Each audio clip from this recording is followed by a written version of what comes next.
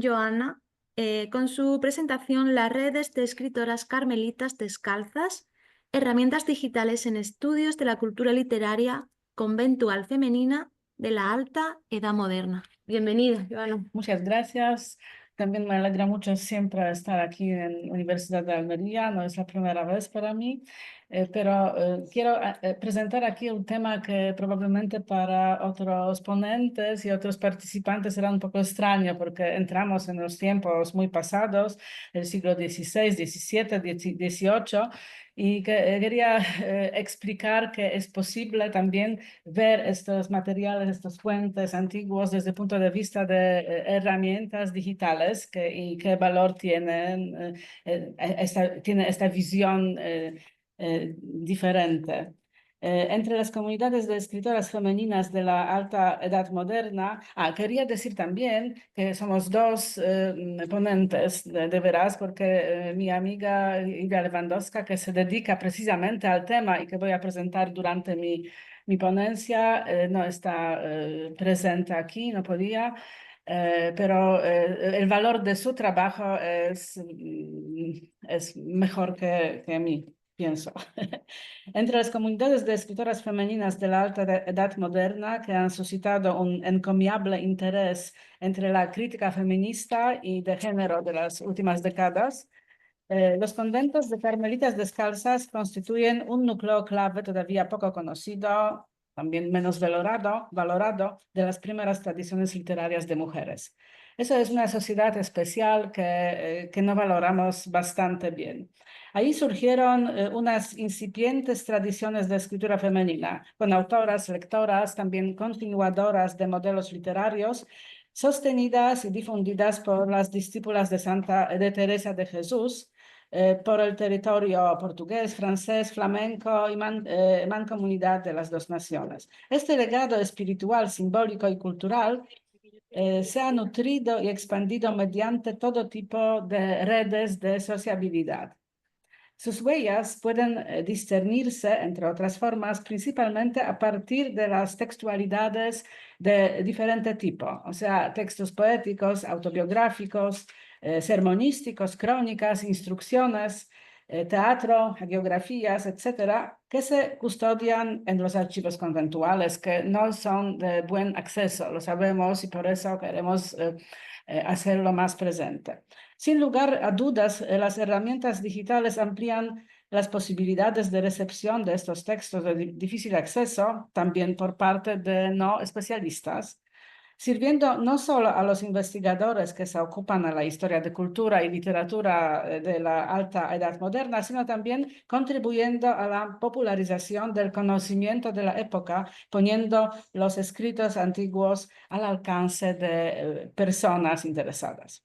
Hoy en día se reconoce cada vez más la necesidad de combinar distintos medios para comunicar con mayor eficacia el contenido del mensaje, dada su permanencia, impermanencia en el tiempo y en el espacio.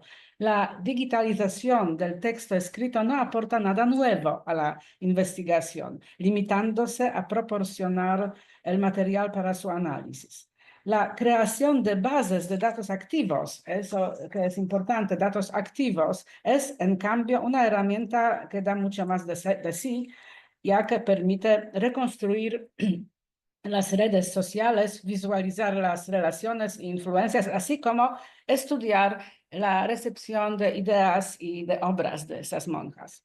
En la página web de la Universidad de Stanford se describe uno de los primeros proyectos de investigación en incorporar la visualización de redes de académicos titulado Mapping the Republic of Letters. Eso existe desde 2008.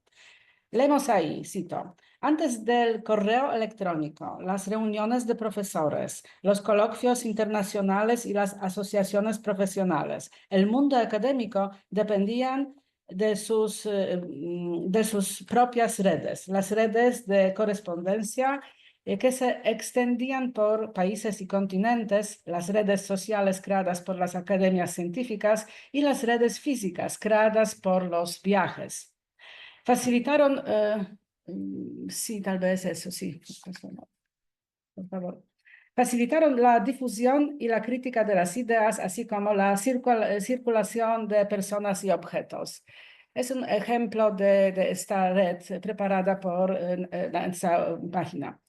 En una época, el material de archivo permanecía más o menos en los archivos. Los historiadores que querían utilizar ese material realizaban habitualmente actos de peregrinación intelectual, como muchos de nosotros seguimos haciendo hoy, para iniciarse en este rito esencial del aprendizaje histórico. Viajaban, aprendían a utilizar sus archivos in situ y extraían la información que tanto les había costado conseguir. Y o sea, la digitalización en este momento y dataficación de documentos históricos pueden abrir vías metodológicas prometedoras y oportunidades para nuevos conocimientos. Este tipo de base de datos permite darse cuenta de cómo funcionaba la transmisión de información e ideas en siglos pasados. Cumplía diferentes objetivos. Establecía un sentimiento compartido de identidad en una sociedad más amplia, proporcionaba proporcionaba un conjunto de normas de transmisión de conocimientos y creaba un entorno para el debate. Esto voy a contar por un momento. Y lo que es más importante, algunos historiadores que se ocupan de la comunidad de eruditos, sea república literaria, llamamos, en los siglos XVI, XVII hasta XVIII, incluyen en su investigación no solo universidades y academias, sino también círculos clericales y monasterios, tanto masculinos como femeninos. Y aquí entramos en este ejemplo, que es una narrativa panorama del proyecto Mapping the Republic of Letters, y a la derecha tenemos Juana Inés de la Cruz, una monja carmelita, del derecho abajo, una monja carmelita de México que mantenía correspondencia muy viva con Anastasius Kircher, una persona especial en los tiempos del siglo XVI, un científico muy bien conocido en las redes de República Literaria, pero también en las redes de Carmelitas, como podemos ver. Resulta que los mismos objetivos que la República de los eruditos, o sea, de los eruditos no mujeres, sino otra parte del mundo, perseguía la red creada por las carmelitas descalzas en la misma época. Podemos considerar esto que podemos comparar. El intercambio de información e ideas mediante el intercambio de correspondencia, el movimiento en el espacio y los contactos personales. En varios países europeos se crearon nuevas fundaciones de monjas y a continuación surgió una red apoyada tanto material como espiritualmente, basada en la oración y escritura. De este modo, las discípulas de Santa Teresa, porque hablamos sobre eso, sobre carmelitas después de Reforma Teresiana, pues estas discípulas de Santa Teresa difundieron sus ideas por un extenso territorio europeo utilizando las mismas herramientas de comunicación que República de las Letras de eruditos hombres. Ahora estamos recreando esta red, visualizándola a través de las herramientas digitales. En 2021 se publicó un interesante monográfico, Redes y escritoras ibéricas en la esfera cultural de la primera edad moderna. Eso salió en Iberoamericana y incluye una grande parte de redes y sociabilidad literaria en la esfera conventual. La editora María Martos, en su presentación, destaca varios fenómenos interesantes relacionados con las prácticas religiosas intercomunitarias, las relaciones estrechas, la interacción de las autoras con su entorno social, también masculino. Enumera las fuentes en las que se basan las investigadoras e investigadores para reconstruir una red de relaciones. Pasan por cartas, biografías, autobiografías, para textos que son muy importantes aquí. Leemos aquí, estoy citando. En estudios de este tipo, la incorporación de metodologías cuantitativas y de herramientas de las humanidades digitales para procesar y visualizar los datos amplían significativamente las posibilidades de análisis y de sus resultados. La visualización de redes nos permite, en lo que ahora nos ocupa, mapear el entorno social con el fin de valorar en qué medida estos entornos y los contactos que establecieron las escritoras contribuyeron a sus posibilidades de escribir y a su visibilidad autorial. Aquí podemos ver la visualización de redes de una autora, Teresa de Jesús, que podemos ver que correspondía con varias fundaciones en toda Europa y no solamente. Las visualizaciones, dicen autoras de este monográfico, nos permiten reafirmar conclusiones que alcanzamos analizando los datos con métodos hermenéuticos tradicionales. Fin de cita. Las autoras y autores de este volumen colectivo utilizaron los datos recopilados y puestos a disposición en el sitio web muy importante en cuanto a género, estudios de género, del proyecto Bieses, Bibliografía de Escritoras Españolas. Eso podemos ver en página web, ¿no? La página web desde 2004 proporciona la base de datos, las ediciones digitales accesibles, facilitando el acceso a los materiales dispersos, o sea, fuentes primarias y secundarias, testimonios de recepción, paratextos, visualización dinámica de datos y gráficos. Lo que es importante es que visualización tiene que estar dinámica para entrar con mayor disponibilidad en estas fuentes. El análisis de los paratextos es especialmente informativo ya que contienen abundante y relevante información sobre la interacción de las autoras con su entorno social. Y desde su origen, Bieses proporcionó en su base de datos más que 11.000 referencias primarias y secundarias sobre las escritoras españolas desde la Edad Media hasta siglo XVIII, y gran parte de esta base está ocupada por las autoras religiosas, especialmente las carmelitas descalzas. Aquí tenemos el gráfico, escritoras de obras religiosas nacidas en el siglo XVII solo, y esta orden de pertenencia y sabemos que vemos aquí qué diferencia tienen carmelitas descalzas. Los siguientes son clarisas, capuchinas y también dominicas. Las nuevas tecnologías aplicadas a la investigación de la escritura conventual femenina de los siglos XVII y XVI y XVII permiten sin duda ampliar y divulgar el conocimiento sobre el entorno monástico, lo que resulta interesante desde el punto de vista de los estudios de género. Uno de los objetivos del proyecto, aquí voy a presentar un poco el proyecto de Julia Lewandowska, la lengua de la madre, textualidad, autoridad y comunidad en el monasticismo femenino post-teresiano, o sea, de 1560 hasta 1700. Este proyecto está financiado por el Centro Nacional de Ciencias en Polonia y dirigido por doctora Julia Lewandowska de la Universidad de Varsovia.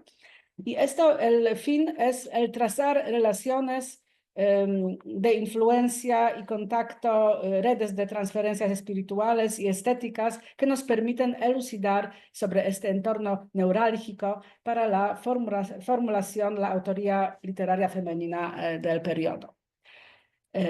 Y aquí pues, podemos pasar, esta es la página primera de este proyecto, es en inglés, The Mother Tongue. Las diferentes herramientas digitales como bases de datos, digitalización de textos con marcadores textuales, que es importante, mapas de contactos y relaciones, permiten dar a conocer este legado del campo de los estudios de mujeres más amplio y, al mismo tiempo, crean una plataforma para visualizar los resultados de las pesquisas archivísticas y las preguntas interdisciplinares que plantean el corpus estudiado. El proyecto La lengua de la madre, o sea, Mother Tongue, se establece en el marco de los dos líneas metodológicas. Una es desde el análisis discursivo, desde la perspectiva ginocrítica, y otra la derivada de las herramientas digitales que permite un análisis cuantitativo. Dentro de la primera línea se trabaja con metodologías que abordan el carácter particular del corpus textual originado de los claustros femeninos. El corpus es muy grande, pero acceso no es tan difícil. Este se caracteriza por una inestabilidad formal y una borrosa división genérica que anula la efectividad de las clasificaciones preestablecidas desde la historia y los estudios literarios, además de ser un corpus profundamente incompleto que sufrió todo tipo de procesos destructivos. El proyecto La lengua de la madre expande esta tipología a otros contextos geográficos: España, Portugal, Francia, Flandes, Mancomunidad de las dos naciones, y temporales, o sea, desde el siglo XVI hasta XVIII. Y la abre más allá de la dimensión textual para ahondar en las dinámicas espirituales, o sea, del liderazgo religioso, de la construcción de santidad, y comunitarias posibles de discernir en la producción cultural de las descalzas en el periodo crítico de la historia de cristianidad, que vio la amenaza y posterior ruptura en el seno de la Iglesia occidental.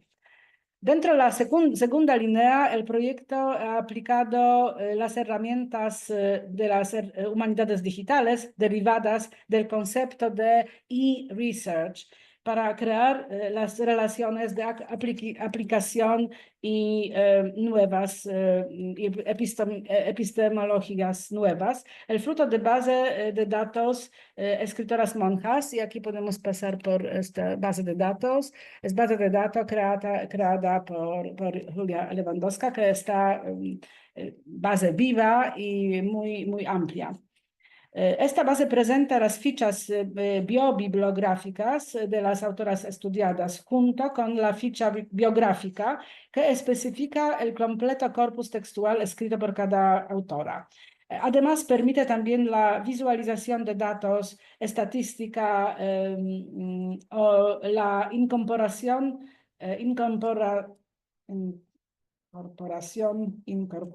lo siento, de la edición digital con marcadores textuales cuyo desarrollo está en curso. Y otras, sí, estas son mapas.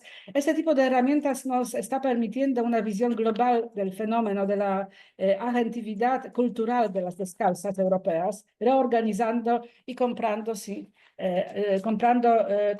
datos a gran escala, lo que abre prometedoras vías para repensar las redes de sociabilidad y transmisión cultural en la que actuaron y la que nutrieron las hijas espirituales de Teresa de Jesús a nivel europeo.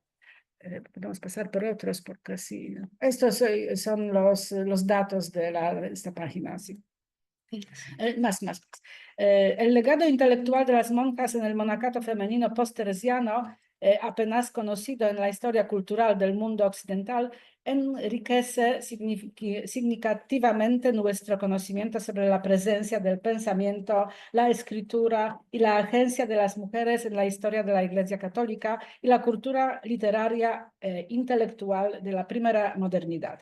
Abordar estas fuentes desde una perspectiva interdisciplinar que abarca historia literaria y cultural, estudios sobre la mujer, historia de las ideas y de la religión, y historiografía, y que aplica las herramientas digitales para reforzar las conclusiones y abrir aún más el campo de posibles indagaciones de las fuentes, permite superar las lecturas existentes de los escritos femeninos como únicamente devocionales o místicos, y por tanto separados de los discursos públicos dominantes y del impacto más amplio en la cultura espiritual, política e intelectual.